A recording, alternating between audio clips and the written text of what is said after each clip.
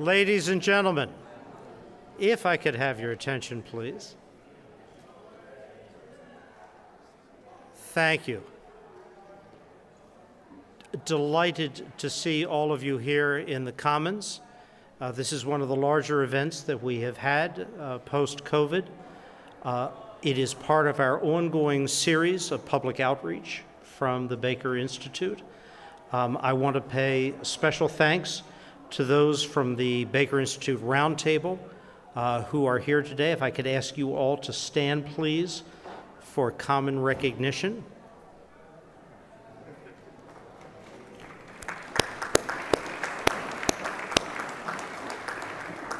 I will remind everyone that it is the support we receive from the Roundtable that makes events like this possible. And so we thank you for what you have done for the Institute.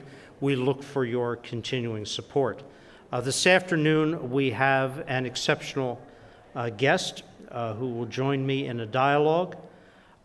Former ambassador to Moscow until fall of last year, Deputy Secretary of State, Deputy Secretary of Commerce, Secretary Jim Baker's old and favorite position in his long U.S. government career, presidential campaign official on multiple occasions, and general counsel on multiple occasions with multiple government agencies, and an all-around extraordinary American, John Sullivan. So with that, please.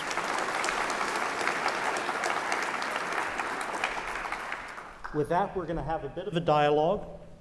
At the conclusion of our discussion, we're going to be passing out during the course of this cards for your questions. If you could please pass them to the end of your rows where they will be collected, passed to me, and then we'll try to take as many of your questions as possible. John, please have a seat.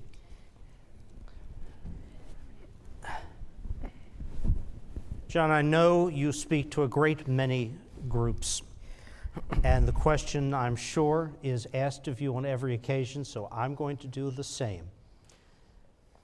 What about Putin? What does he want? How does this grinding, brutal war in Ukraine come to a close? What should we be doing about it as a government, as people? How do you see things 6 months and a year from now, from your extraordinary perspective? Well, thank you, David, for those easy questions.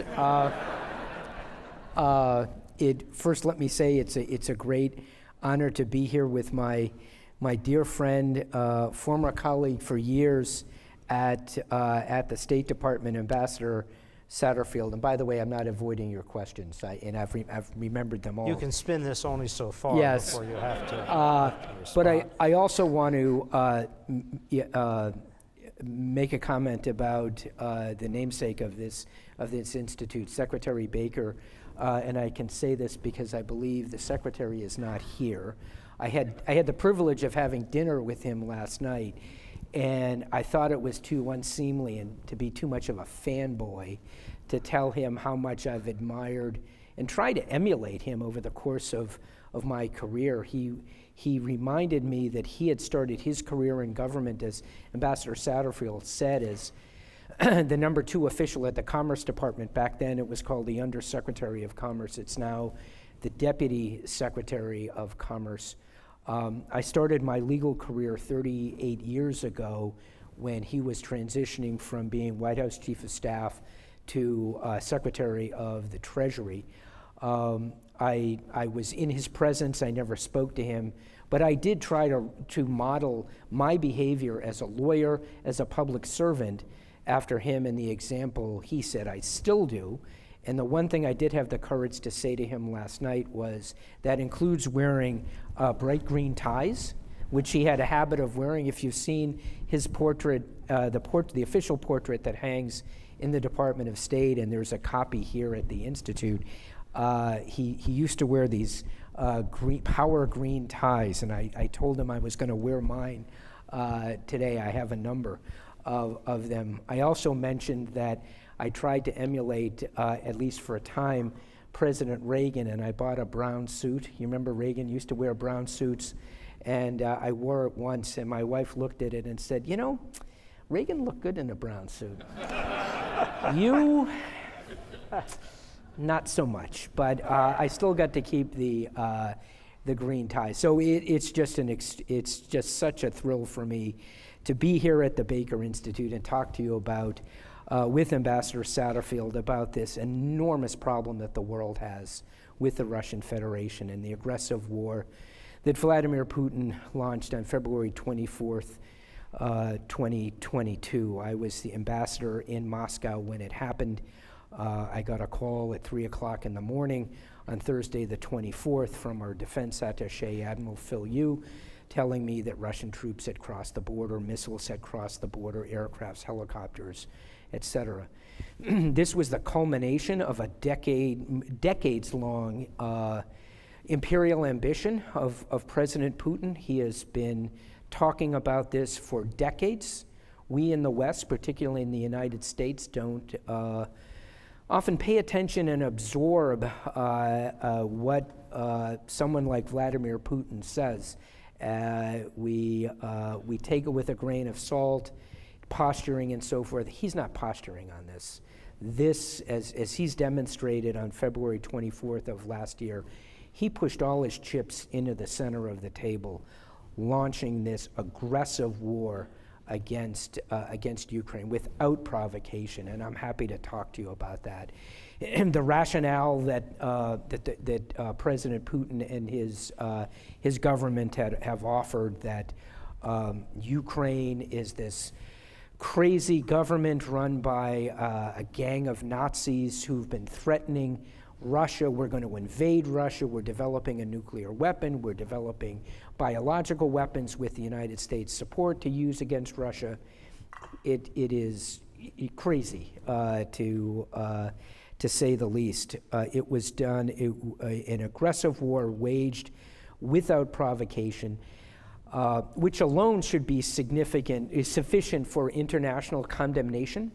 And there was in the UN General Assembly on 3 occasions over the last year. 141 countries have voted in the General Assembly, and this is the language used, to condemn and deplore unconditionally the Russian invasion of Ukraine.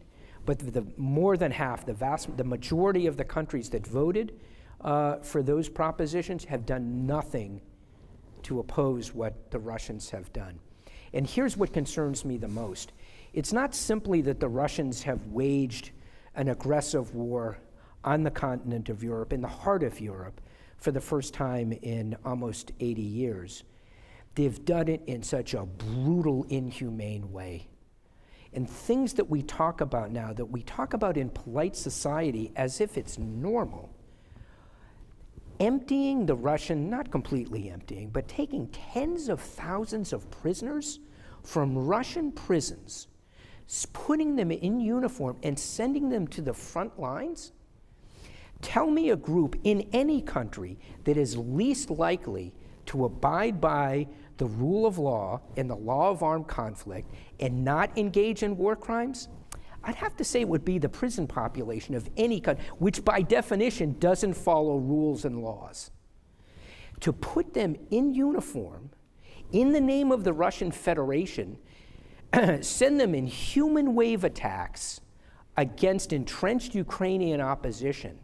And for those who, exercising some rational judgment, resist, imposing discipline on them by executing them by means of taking a sledgehammer to their heads and smashing their heads open, and then mailing sledgehammers to people as a threat. It's like their challenge coin, Wagner, is a sledgehammer because they use it as a tool of executing and disciplining their mercenaries.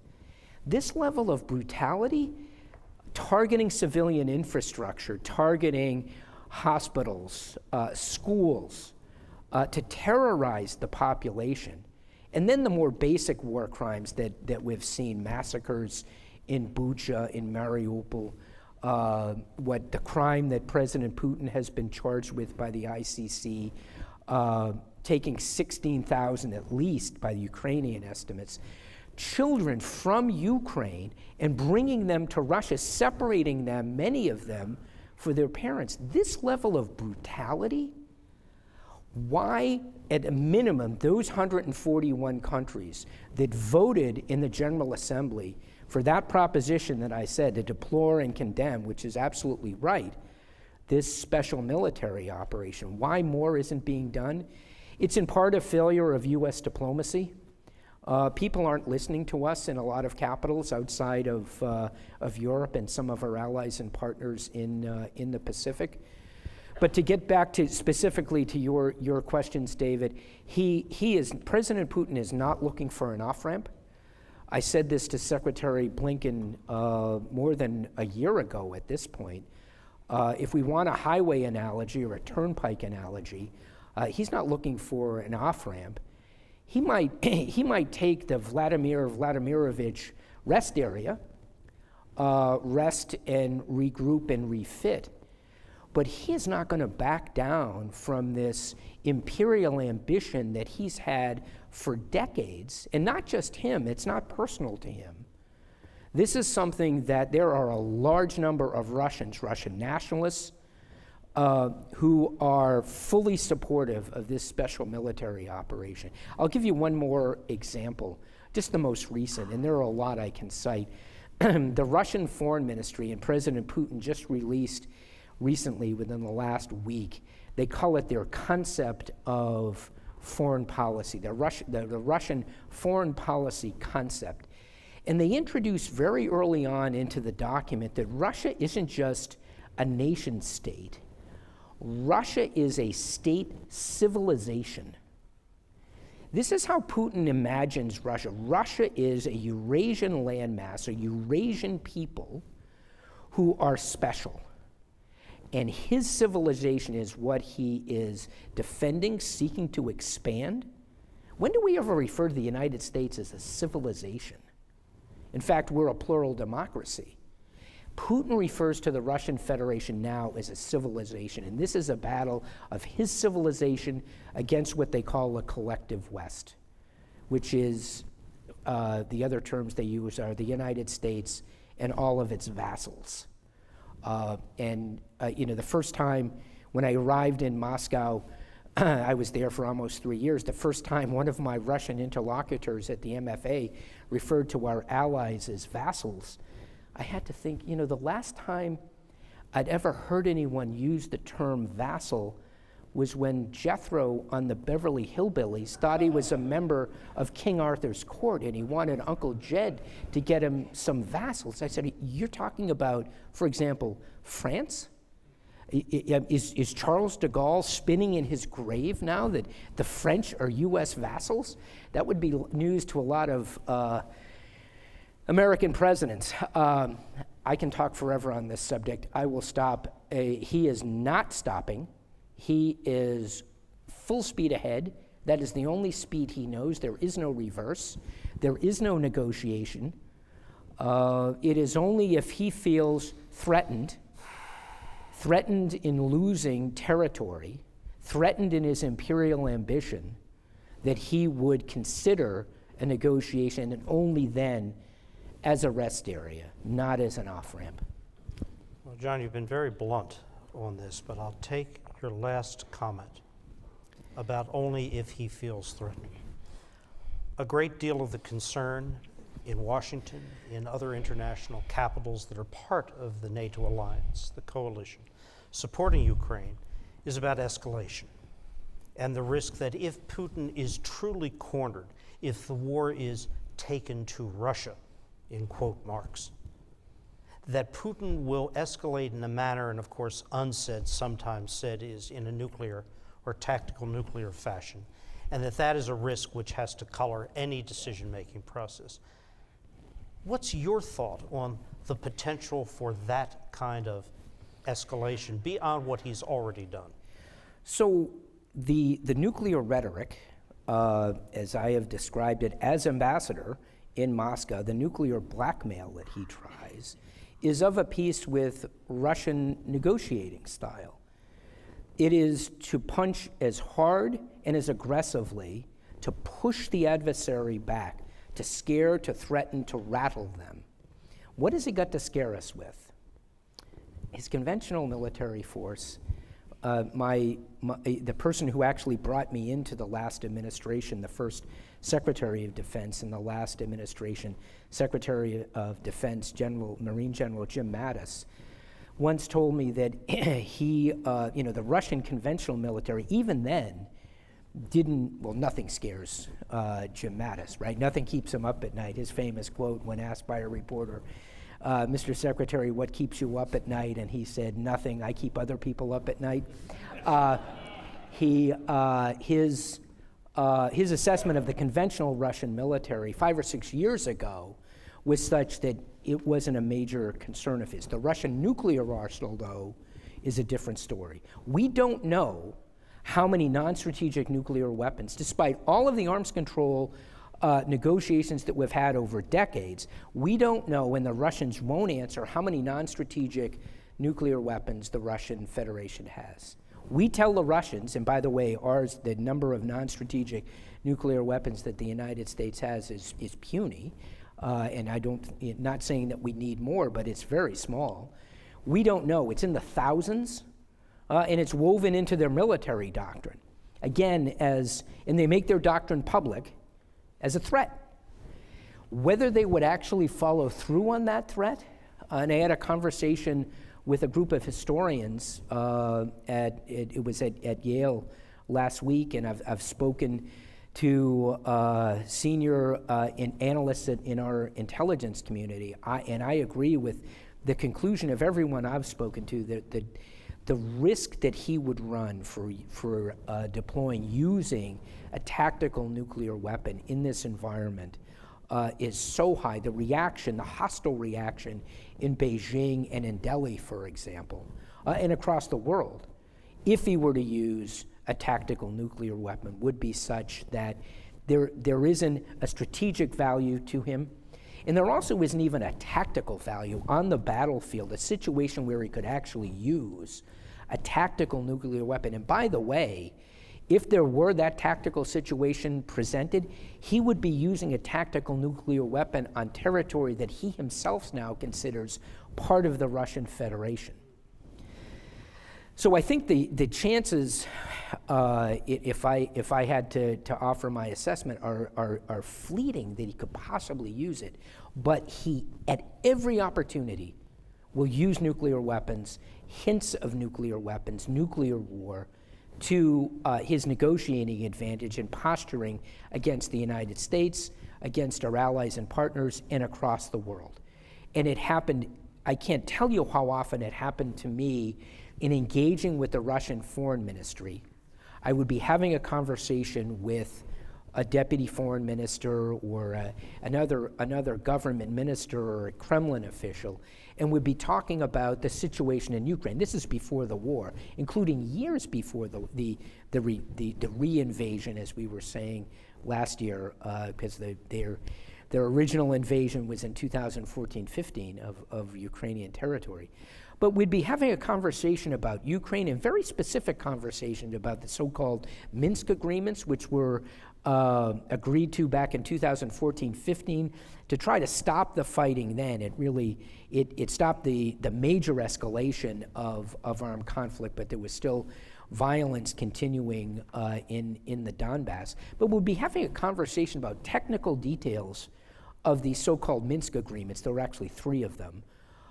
And the conversation in a heartbeat would shift from, if you don't get the Ukraine, this is the Russians speaking to me, if you don't get the Ukrainians to comply with their obligations under the Minsk agreements, and don't talk to us about how we the Russians, haven't complied with the Minsk agreements, if you don't get the Ukrainians to comply, well, you know what that leads to. I'm like, oh, what? Need I remind you of the Caribbean crisis? And the first time they said that, I had no idea what they were talking about. The Caribbean, Johnson sending troops to the Dominican Republic. See, that's the Cuban Missile Crisis. the Caribbean crisis, they would resort to the threat of a nuclear confrontation between the United States and Russia at the drop of a hat. And at one point I said to one of my interlocutors, if I so casually raised the prospect of nuclear war in a conversation with a Russian government official, unauthorized by the White House, I guarantee you, whoever the president was would recall me, fire me, and suggest I have my head examined. But for the Russians, it is a negotiating technique. Where they might actually use an unconventional weapon, I thought, and maybe in the future, I thought when they laid siege to this city, Mariupol, and in particular, a very large industrial facility, the Azovstal Steelworks in Mariupol, with entrenched Ukrainian opposition that was going to be a very difficult military challenge for them to overcome. I thought there, I could imagine them using a chemical weapon the way Assad used chemical weapons in Syria to kill the Ukrainian opposition, spare the lives of the Russian forces that would be needed to conquer this entrenched Ukrainian opposition, but they didn't. They didn't. So it is a negotiating tactic. It is a common negotiating tactic by them. They bring it up all the time. In Putin's speech to the Federal Assembly, it's sort of a State of the Union address by him, I think in late February, he announced that Russia was suspending its participation in the New START agreement, which is the last major arms control agreement between the United States and Russia, governing strategic weapons. I was talking before about the large number of Russian non-strategic weapons. New START governs strategic weapons, so intercontinental ballistic missiles, B-52 bombers and other aircraft with nuclear weapons delivered over a long distance. Putin announced that Russia was suspending its participation in the New START treaty. Why? Because the United States is hostile to it in waging war against Russia through the Ukrainians in Ukraine. So we're not getting along. In fact, we are an enemy of Russia. So the practical significance of what he was saying there really wasn't a lot of practical significance, because in effect, because of the pandemic, all the suspension meant was there weren't going to be further meetings between U.S. representatives and Russian representatives under something called the Bilateral Consultative Commission, which was created by the treaty. Neither side, we hadn't been meeting for years because of the pandemic. He also wasn't going to allow inspections, so the Russians are allowed to inspect under certain procedures our strategic nukes, and vice versa. We have the right to inspect Russian strategic nuclear weapons. Those inspections hadn't occurred during the pandemic, so the practical impact of what he was announcing wasn't that great. And in fact, more junior Russian officials had already said that publicly weeks before his speech. But what does he do by mentioning this in 2 paragraphs at the end of this long speech? It's again reminding the world, don't mess with us. We've got nuclear weapons, strategic and tactical nuclear weapons, more than the rest of the world combined. Don't mess with us. And that's a negotiating tactic by President Putin and his government. John, this war has not gone well for Russia, and it's not gone well in manners that are broadcast to the entire world. The myth of the Russian Army, Air Force, its weaponry, is shattered pretty severely here. They're incompetent, they're poorly commanded, the weapon systems don't work, or they're not used. Nobody is watching this more carefully than Xi in China, who will draw lessons from all of this one way or the other.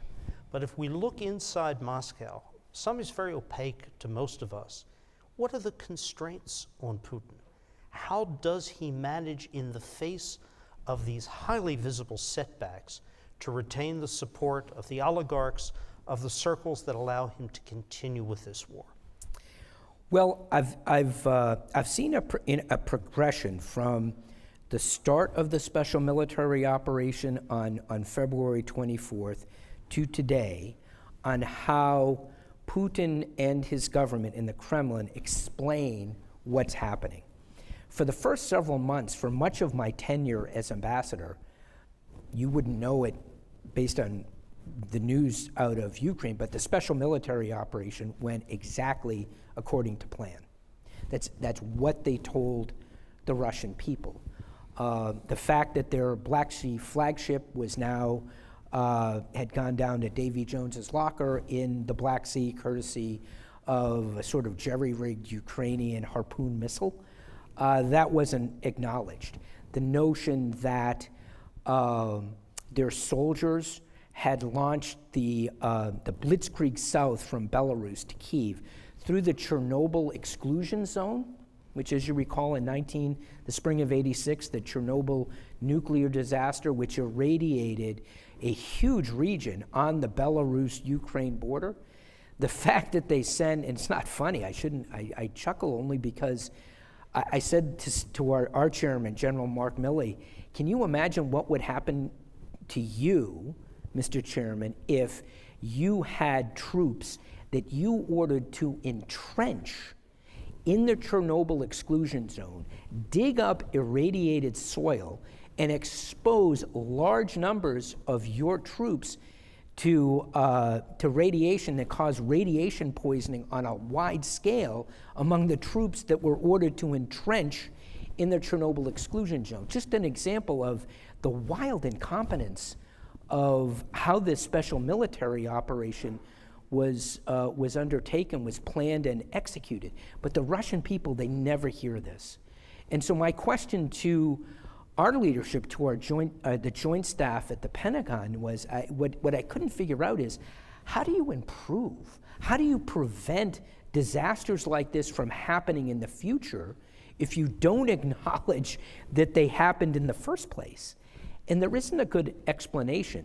But Putin's explanation, because over time, even he and his massive disinformation complex couldn't keep up the fiction that the special military operation was going according to plan, because as we know from a number of sources, not just the U.S. intelligence community, but across the NATO alliance, there's unanimity. We're talking about hundreds of thousands of casualties by, it's not just the Russian military, there's security services, border guards, et cetera, all of the various components of the Russian security state that are involved.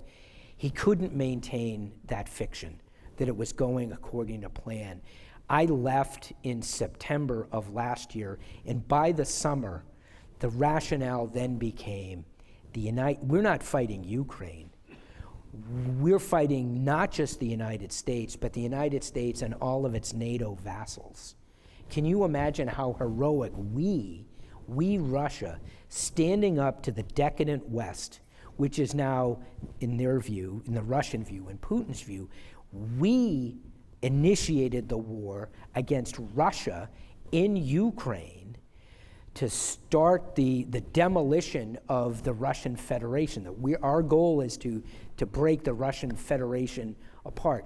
So the rationale, Putin's rationale, why he can, and I don't know how we can say it with a straight face because he knows it's not true. I have difficulty lying on the scale that he does. But he tells the Russian people that the United States and its vassals started this war, and imagine how difficult it is for us, the Russian Federation, a fraction of the size of the United States. We're resisting that NATO military colossus in Ukraine. That's what we're defending our Russian military, our Russian civilization against.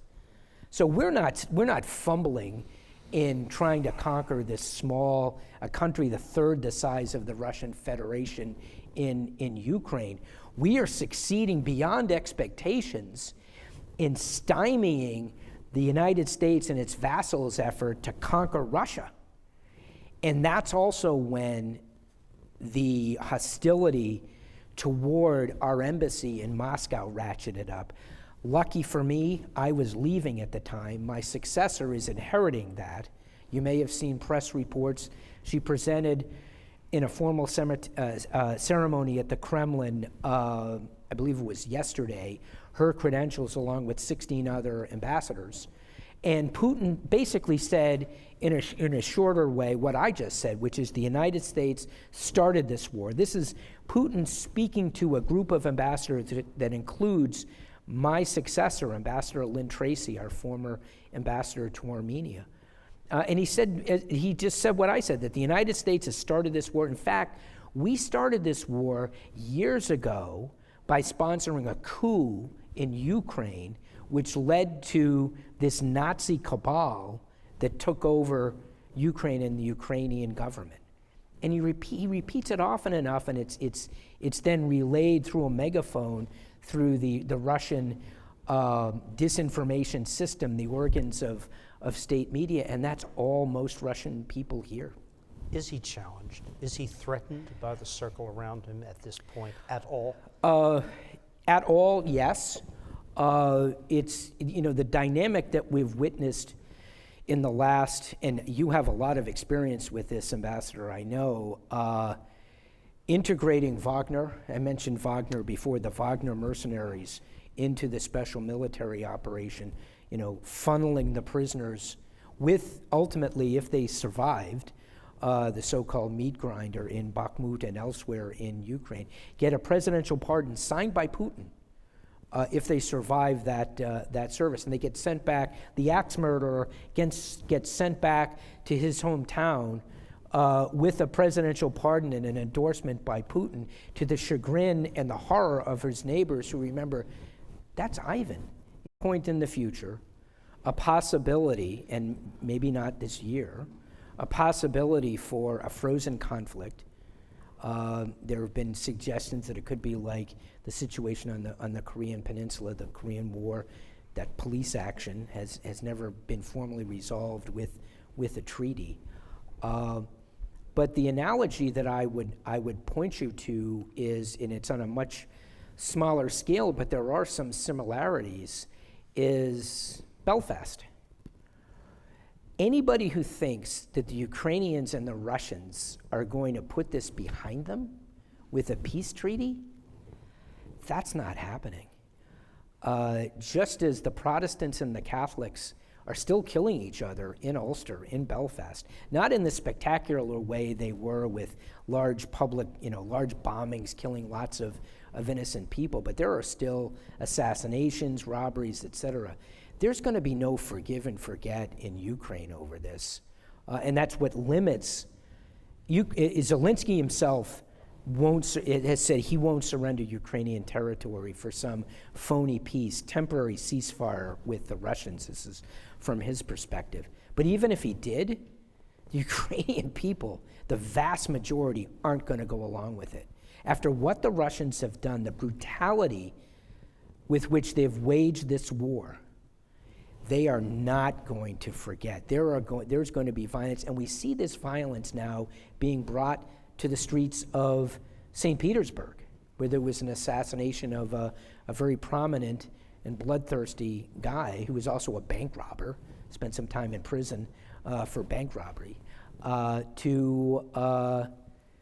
was assassinated, and only in Russia.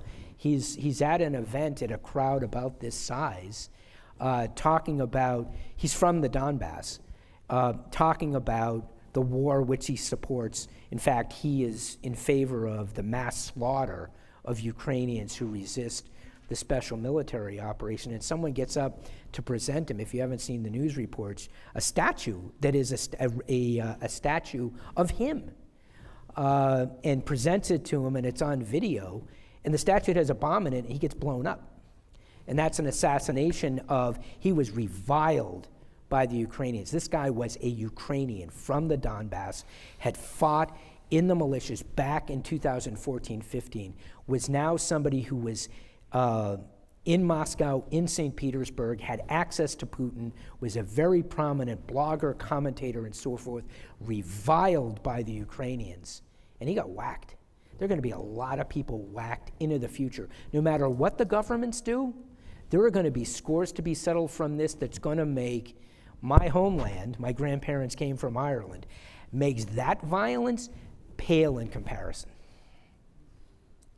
John, pivoting, as the phrase goes, to China, you've had a number of professional experiences at Commerce, at State, and in your Moscow capacity in looking at the other challenge, big strategic challenge we face, posed by the PRC. What are your thoughts as you compare the two challenges, Russia, China? How do we approach the Chinese challenge?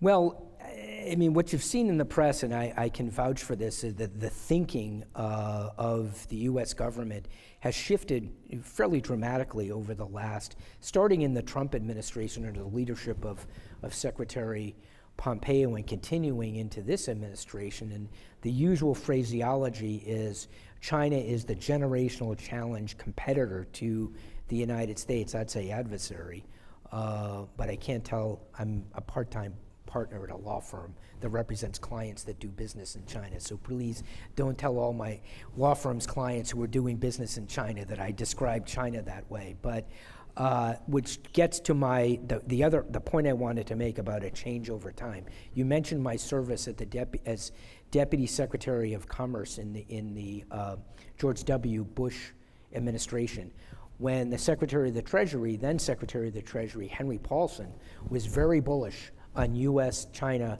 commercial relations. And Chinese investment in the United States was not only not subject to extensive scrutiny in something called the Committee on Foreign Investment in the United States, it was actively encouraged by the U.S. government. And that's 2007, 2008, when I was Deputy Secretary of Commerce. Fast forward 10 years, completely different outlook. Very significant shift, an acknowledgement of what others in the U.S. government, particularly in the security agencies, FBI and so forth, have been saying about commercial espionage by the PRC, stealing U.S. technology. And I don't use that term lightly, stealing U.S. technology for furthering the economic and security interests of the People's Republic of China. The throw weight of the Chinese economy, our engagement now over decades of integration with the Chinese economy, decoupling, I don't think it's not a practical solution. It's a heck of a lot easier for the United States to decouple from the Russian Federation. I mean, heck, even the Europeans on energy are doing a pretty darn good job of decoupling from their dependence on Russian energy. It's a lot more difficult task to do so with the People's Republic of China. I'm not suggesting we do so, but we need to do it with eyes wide open about the challenge that the PRC, as opposed to China, the PRC poses to the United States. Xi himself, like Putin referring to Russia as a civilization, Xi talks about China and the Chinese civilization. It hasn't been that many decades that China has actually been governed by the People's Republic of China. And oh, by the way, Taiwan has never been subject to the jurisdiction or the control of the People's Republic of China. In fact, that's how the war ended 70 plus years ago with Chiang Kai-shek and the nationalists going to Taiwan. So an enormous challenge for the United States. It has taken great effort to focus the United States government just within the State Department.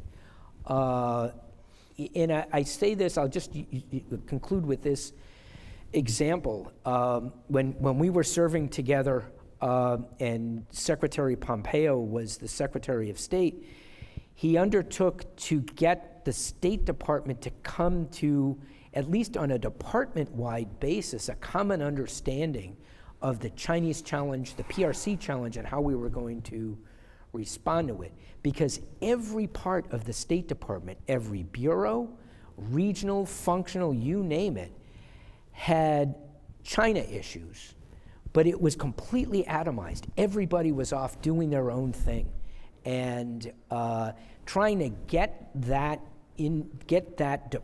department into a more coherent, with a more coherent view on China was and continues to be a big challenge. Okay, I'm going to turn to questions submitted from the audience, some of which I will paraphrase to draw out some more answers and thoughts from you. There is a real risk here, and I know from my own conversations with congressional leaders from both parties in Washington over the last few months, that in an election year, the continued writing of checks for support of Ukraine, and from our military standpoint, the continued provision of sophisticated arms has a weight which is coming to bear.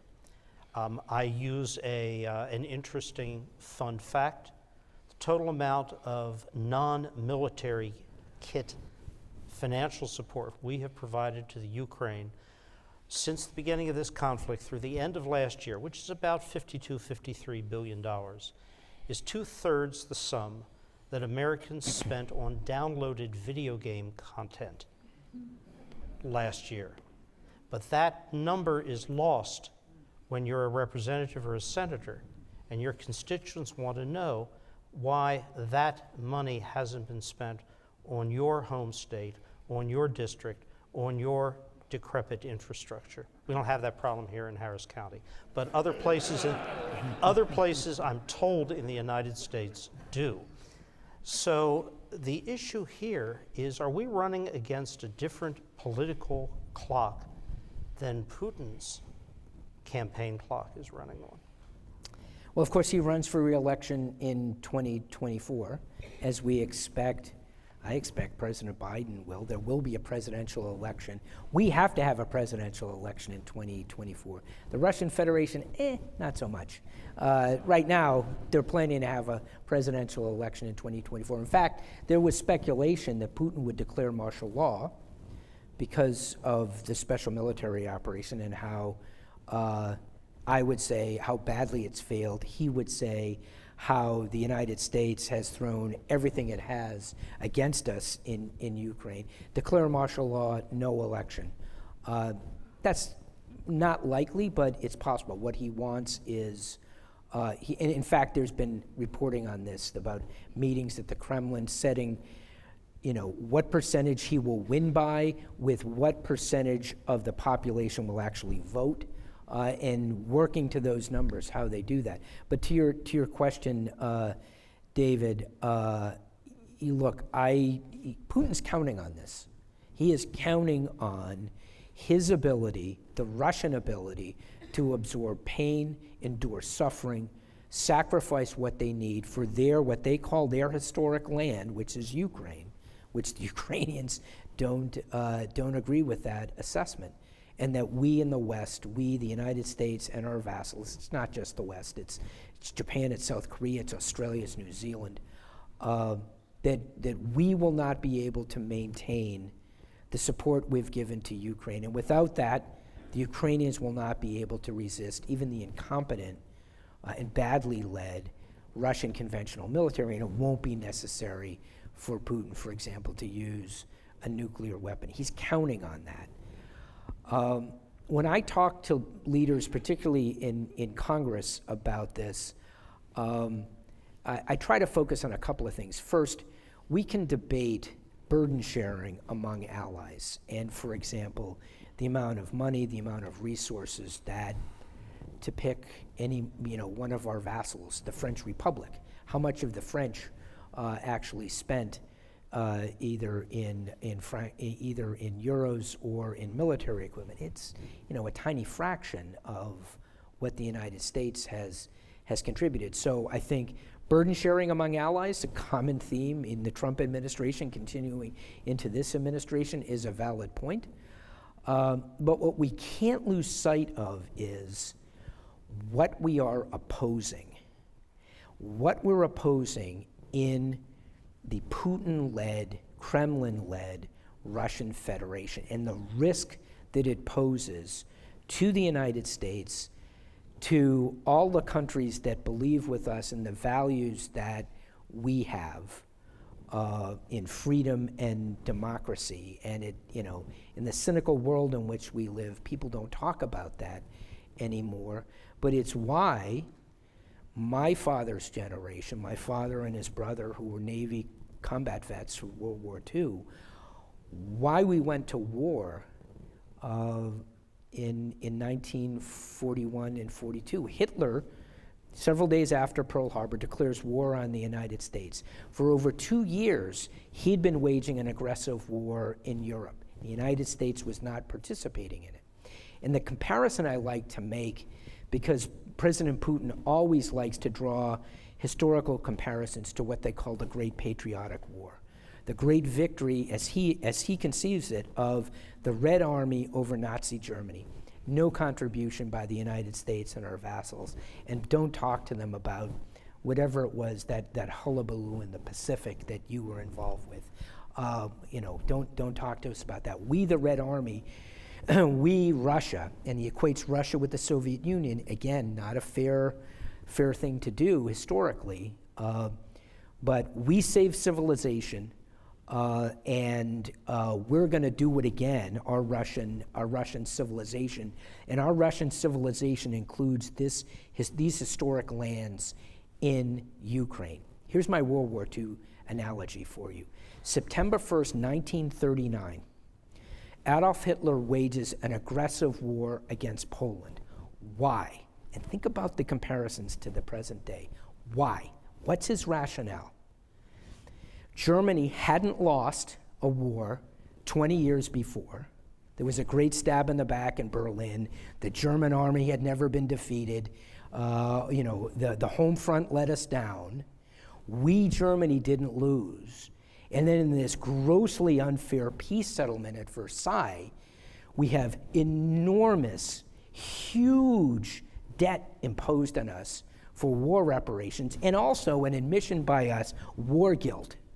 Even worse, we have borders drawn, German borders redrawn, including in the east, with Poland, that separates our Volk. We now have our Germans, our Volk, on the wrong side of a phony border in our east that's a consequence of a war that we didn't lose. And now I, Adolf Hitler, channeling Frederick the Great, my great hero, I'm going to rescue our Germans on the wrong side of this phony border. Why is that necessary? Because our Germans are subject to Polish barbarism. Think about that. Polish barbarism. What does Putin say? Putin says, we didn't lose the Cold War. Gorbachev and some of those other weak-kneed reformers, they gave up. And then what happens when the Soviet Union collapses? The great historic calamity that Putin sees is not the demise of communism. It's the creation, it's the transformation of the internal borders of the Soviet Union into international boundaries that separate our Russian people, our Ruski Mir, our Russian world, our historic land in Ukraine. So there's now a phony international border in our southwest with Ukraine. And he's been plotting to do something about that for a long time. Why? Because the Ukrainians are engaged, Putin's word, in a genocide, Polish barbarism, in a genocide against Russians in Ukraine on the wrong side of this phony border that was created out of a war that we didn't lose. And it's our obligation to defend Russians, just it was Hitler's obligation to defend our Volk, come to their rescue, and we're going to do it by any means possible, including our military, and we don't care what the rest of the world thinks. The comparison, I think, is fairly apt. I've tested it out on a lot of historians. It absolutely sends Russians into orbit. But that's what Putin is doing. He is channeling Peter the Great the way Hitler channeled Frederick the Great. And you have to put to one side this sounds odd to say, the Holocaust, the Einsatzgruppen, which all follow from the aggressive war that Hitler launches on September 1st. But think about this. The very first charge of which the principal Nazi defendants at Nuremberg were convicted was for crimes against peace. There were 4 charges at Nuremberg. Crimes against peace, waging an aggressive war crimes, and the massacre of American soldiers at Malmedy. Crimes against humanity, the Holocaust, and conspiracy to commit the first 3. 4 crimes. There were 11 principal defendants. All were convicted. Goering kills himself before his execution, but the remaining 10 are hanged. The first person hanged is someone we don't associate with the Holocaust. It's the German foreign minister, von Ribbentrop. What's he principally guilty of? Plotting the aggressive war against Poland. The people who plotted and waged that aggressive war against Poland, which plunged the world into years of darkness, and the Holocaust, which followed, those people, Keitel, Jodl, career German officers, hanged because they waged crimes against peace, aggressive war. That's exactly what Putin has done. If this isn't resisted, there will be, my prediction, darkness to follow, just as there was that darkness that followed that aggressive war against Poland. If he does this, and the risk is it sounds like dominoes falling, right? Southeast Asia. No. The comparison is September 1st, 39. If he gets away with this, there is much worse to follow. And so, taking several questions from you all, what would it take now and in the weeks or months ahead, if there's anything that can be done on the battlefield to change this, to force Putin to a different place? So it is, in my opinion, only on the battlefield now that Russia can be influenced, which is why we've all seen the enormous focus on what we expect will be a Ukrainian offensive this spring. I remember being skeptical last spring and early summer when the Ukrainians were talking about this offensive that they were going to start. Maybe it was going to be in August, maybe it was going to be in September. And I wondered, what are they going to be able to do? Of course, I, along with many, virtually everybody in the U.S. government and across the NATO alliance, didn't think that the Ukrainians were going to be able to resist at all on February 24th, and they proved us all wrong, led by Zelensky. But could they actually do it? Could they have this offensive last year? And by gosh, they did it.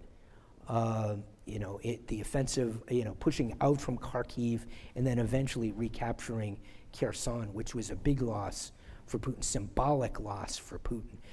This right now, imagine, going back to my World War II analogy, if the Wehrmacht stumbles, if the Polish cavalry, which was resisting the German offensive against Poland, if the Wehrmacht had stumbled, and let's say there was continuing conflict in Poland into the fall and early winter, what we now call the phony war, right? Because in fact, with the secret pact with the Soviet Union, the Germans capture the part of Poland they want, the Soviet Union occupies the rest. But just assume that the Germans stumble and the war is bogged down in Poland. What would we be saying? Can you imagine now, if you look back, would you want to be somebody who said, well, geez, we got to give Hitler an off-ramp. We can't humiliate Hitler if he had stumbled. Hitler had to be defeated on the battlefield. Putin has to be defeated on the battlefield. Now, I'm not saying that the Ukrainians have to drive every Russian back to the original borders of Ukraine in 2014, but Putin has to be defeated on the battlefield. If he is not defeated on the battlefield, he himself will not give up. Is there any chance that setbacks on that battlefield could result in his ouster? Disaster? Ouster. Ouster. Oh, absolutely.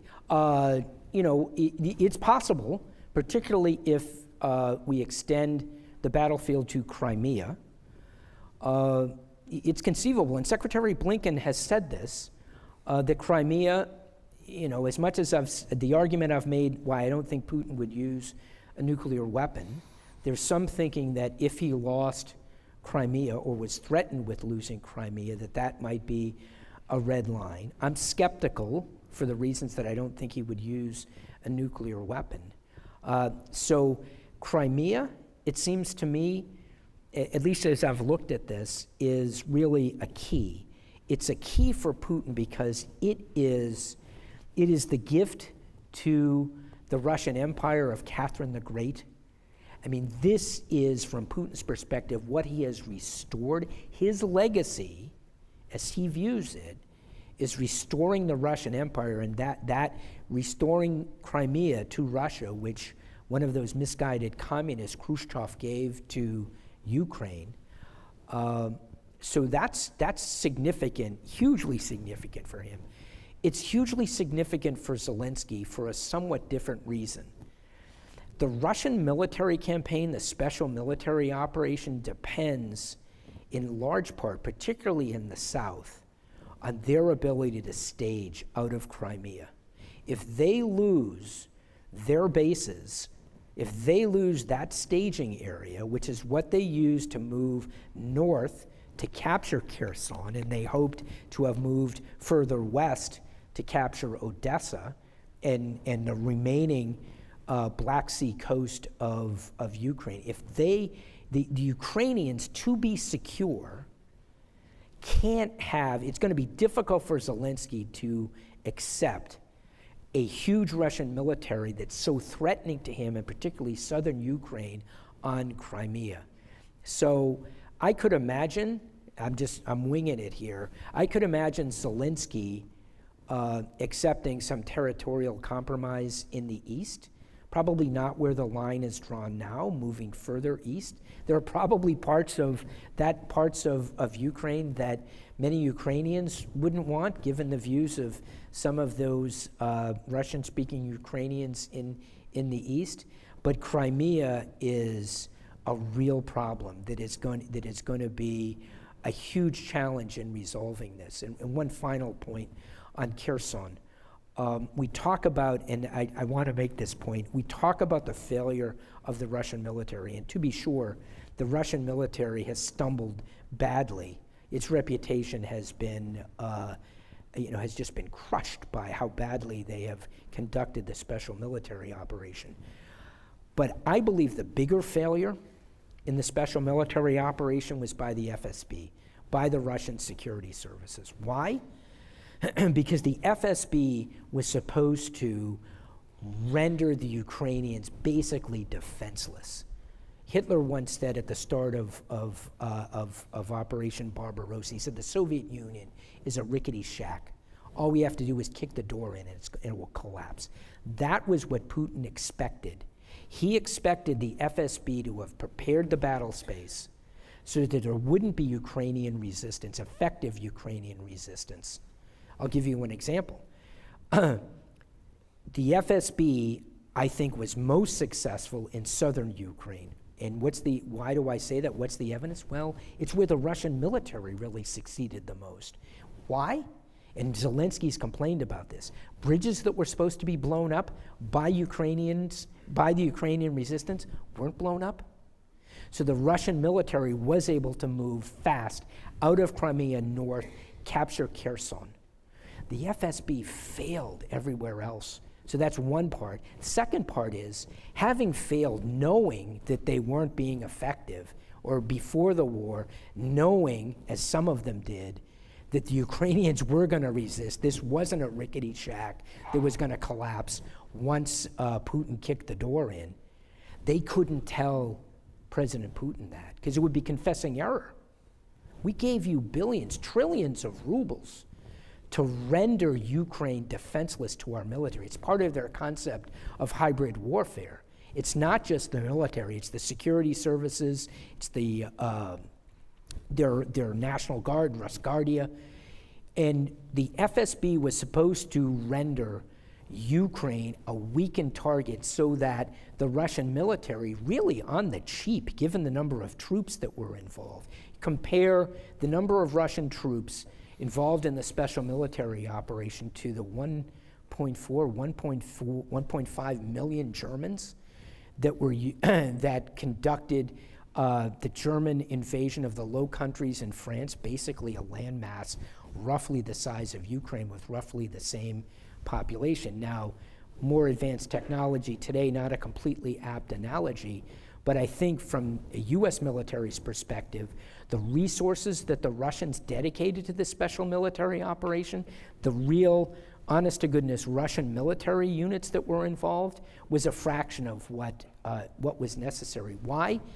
Because they were depending on the FSB to render, not defenseless, but really significantly weaken Ukraine, and the FSB failed. And they failed to tell Putin that they failed. John, NATO has found a mission. NATO has come together as opposed to splitting apart, the unintended consequence for Putin of this war. Is there a future for the Ukraine in NATO or with NATO guarantees, in your view? Well, I'd add to the strategic setbacks for Putin. It's not merely the unity of NATO, but the accession of Finland to NATO and dramatically expanding the border of NATO with the Russian Federation, which is exactly what, among the security guarantees President Putin wanted before the war was to push NATO back. In fact, he got the opposite. On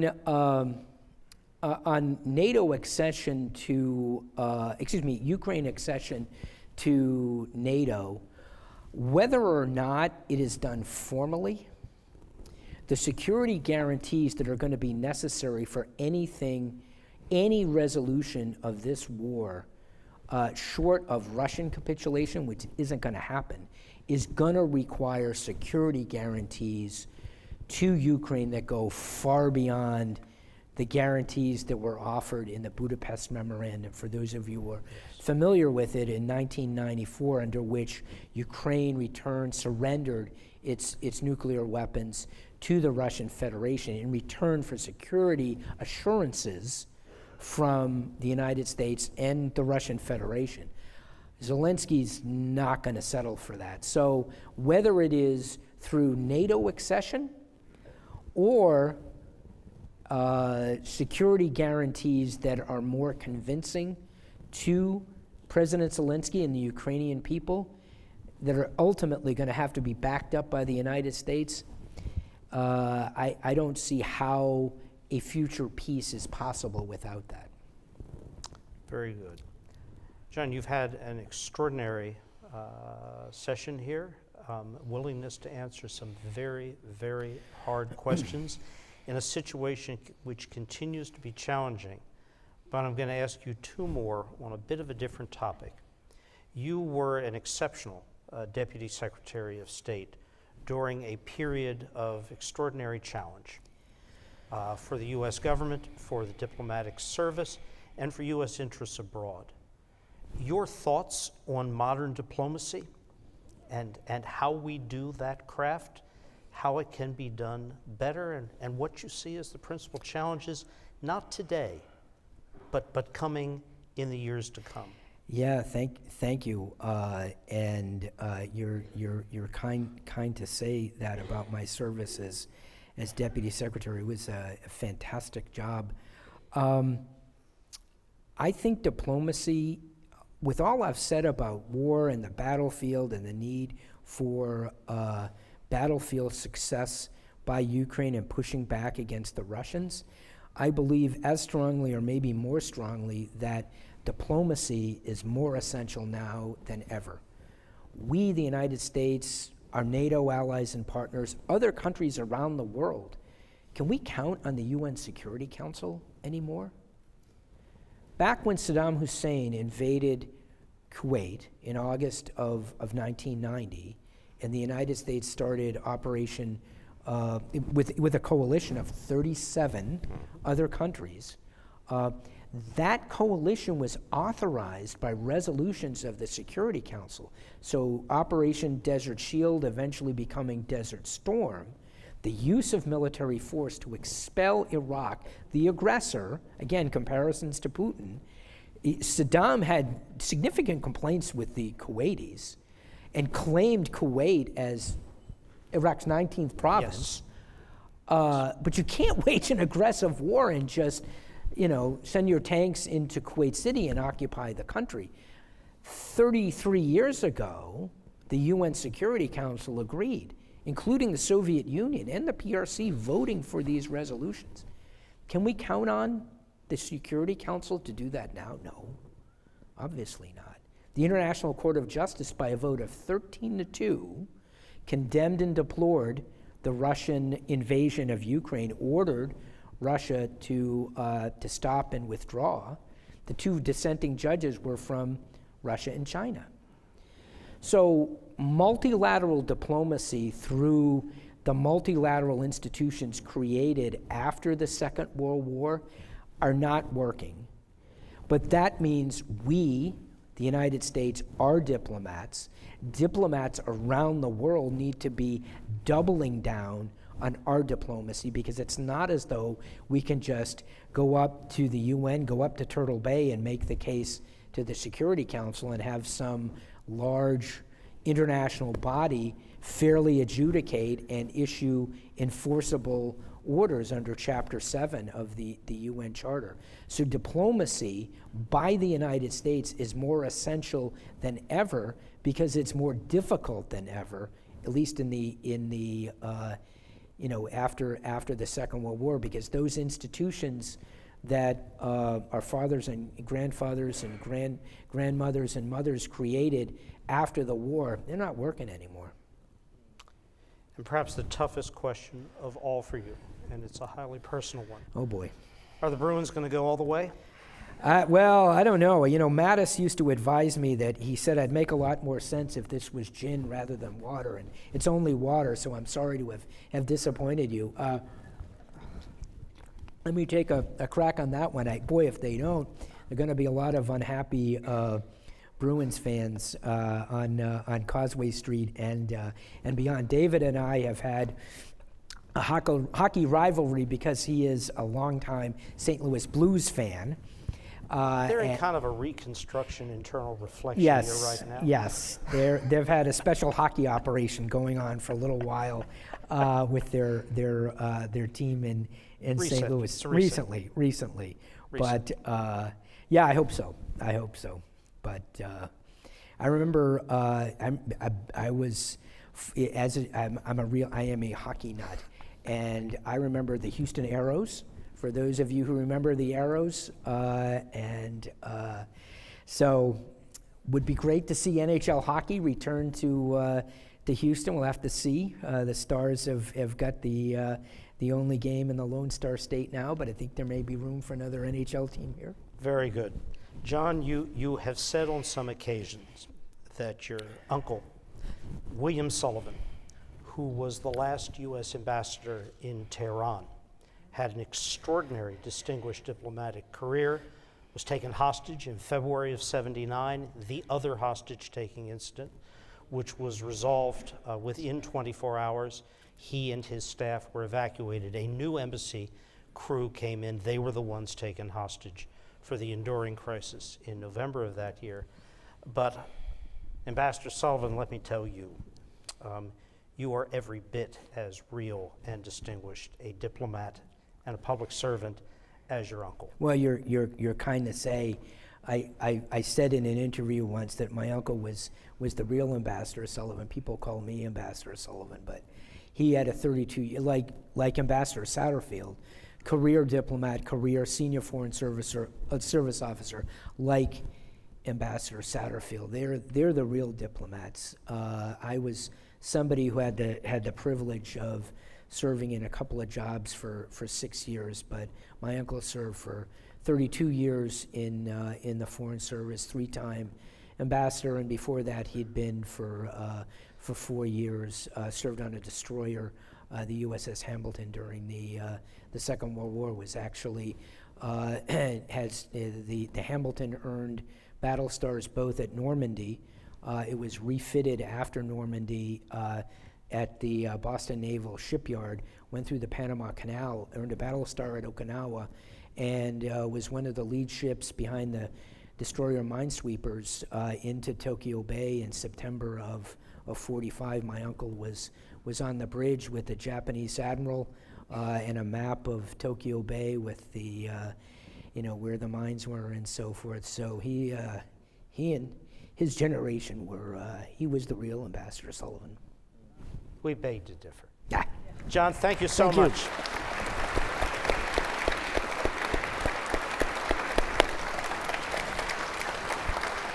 That was